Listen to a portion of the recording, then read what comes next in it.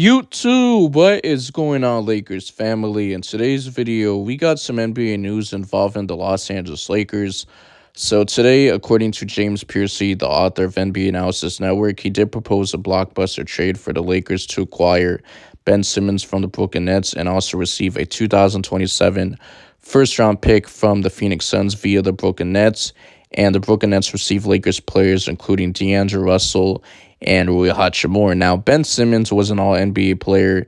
He won Rookie of the Year in 2018. He was drafted in 2016 by the Philadelphia 76ers, number one overall pick. He's a three-time All-Star, All-NBA player, All-Defensive player. But I just don't see him ever being back to being the same basketball player that he used to be, because ever since he got traded to the Brooklyn Nets, it's been nothing but injuries, back problems, back spasms, whatever you want to call it. And it's been a mental problem that could affect his physique earlier in his career, right? Earlier in the stage, because he was an all-star, right? Playing very good with the Philadelphia 76ers.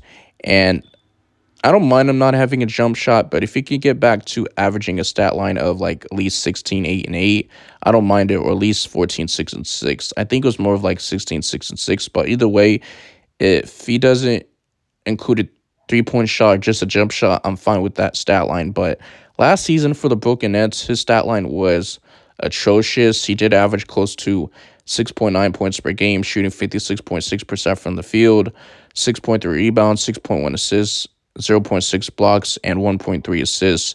Played around 42 games out of 82, started 33 games, played close to 26.3 minutes a night. And the reason why the Los Angeles Lakers do this deal is because the Lakers will be getting an unprotected first-round pick, because we're light on draft capital. It will prepare for LeBron James after he retires. And I just don't think it's worth giving up two rotation players like D'Angelo Russell and Rui Hachimura for a guy who's not even staying consistent on the court, who's been dealing with back problems, dealing with injuries, and he's going to have to get his mindset right? So hopefully Ben Simmons gets back to being a productive basketball player, because I think he can still provide that to any team. It's just that he's just scared to take three-point shots. It's kind of similar to the Russell Westbrook situation when he was on the Lakers, right? Russell Westbrook just wasn't a good fit. He was a cancer.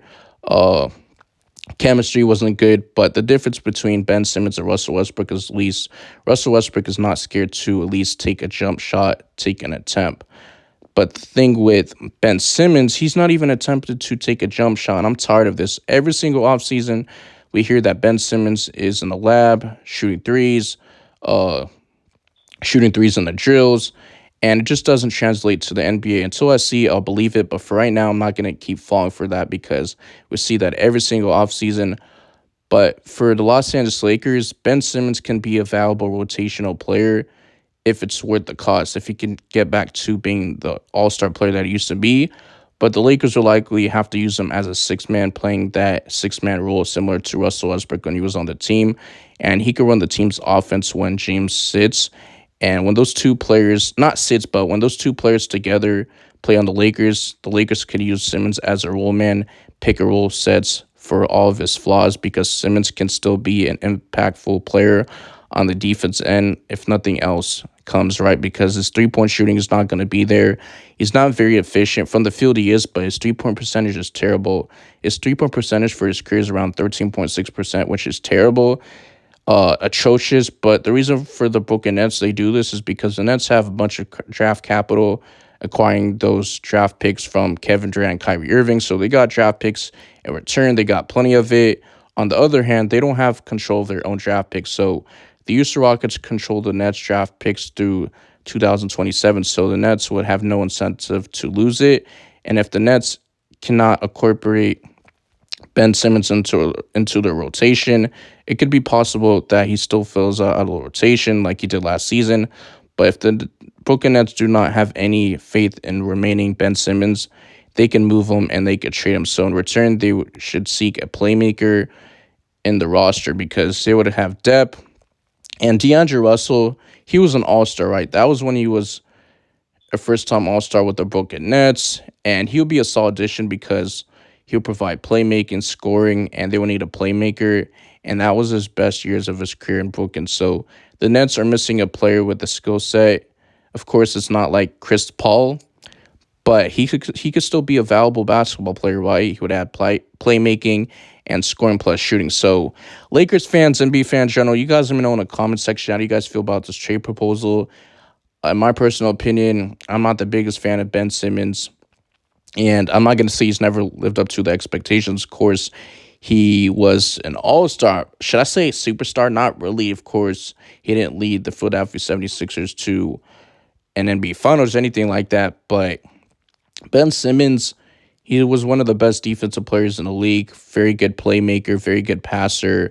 He's around at least 6'10", 6'11", and he's fallen off. So maybe his value's low as of right now, and maybe Rob Pelinka and our GM can work out a deal. But Lakers fans, NBA fans in general, once again, let me know in the comment section how do you guys feel about this trade proposal. I just don't see it happening. It just doesn't make any sense because LeBron James and Anthony Davis are both poor floor spacers, and the Lakers need shooting, right? Of course, they got Gabe Vincent. They improved their three-point shooting, but you lose out Rui Hachimura, who's an important piece, who was important in the postseason, and he was actually solid from the three-point line. So you got Gabe Vincent. You got a bunch of three-point shooters on your team. You got Torian Prince, who's a stronger defender, stronger wing. He could shoot the three ball. So I appreciate the support. Make sure you guys drop a like, smash the subscribe button, and I'm out of here. Peace.